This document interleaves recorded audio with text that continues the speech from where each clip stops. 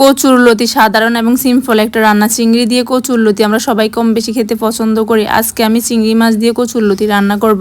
কচুরলতি রান্না করার জন্য আমি ফ্রাই প্যানে দিয়ে দিয়েছি পরিমাণ মতো তেল। এখন দিয়ে দিব পেঁয়াজ কুচি তেলের মধ্যে কিছুক্ষণ ভেজে নেব কাঁচা গন্ধ চলে যাওয়া পর্যন্ত। এখন দিয়ে দিব পরিমাণ মতো লবণ, দিয়ে দিব রসুন বাটা 3 টেবিল চামচ।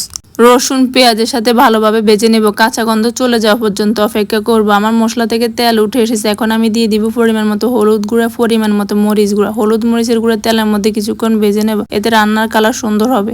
আমার মশলা কষিয়ে নেওয়া হয়ে গেছে, মশলা থেকে তেল উঠে এসেছে। এখন আমি দিয়ে দিব আগে থেকে পরিষ্কার করে রাখা চিংড়ি মাছ। চিংড়ি মাছ আমি মশলার সাথে ভালোভাবে কষিয়ে নেব। আমার চিংড়ি মাছ কষিয়ে নেওয়া হয়ে গেছে, চিংড়ি মাছ থেকে তেল উঠে এসেছে। এখন আমি দিয়ে দিব আগে থেকে কেটে পরিষ্কার করে রাখা লতি। আমি একদিন আগে কেটে হালকা একটা বলক উঠিয়ে নিয়েছি, এতে করে লতি আর গলায় ধরবে না। বাজারে কেনা লতিতে অনেক সময় গলা ধরে।